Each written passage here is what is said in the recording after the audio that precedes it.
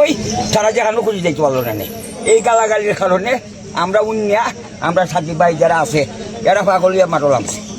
এরা গালাগালি হলো গেলে গিয়া এরা সরকারে গেল গোস বাড়ি গেলে গেল গোস বার কি নেতা তারা জানে না যে লোকে 5ই আগস্টের আগে তার মেশারিতে দেখিয়া গুলাগুলি সামনে দেখিয়া সারা শরীর জোরছে গাছ হয়ে গেছে গুলিয়ে এরপরও সে সামনে সারিতে আপনার লুয়ে মিছিল করছে মৃত্যুর সামনে 4 বার সে গেল আসিল সে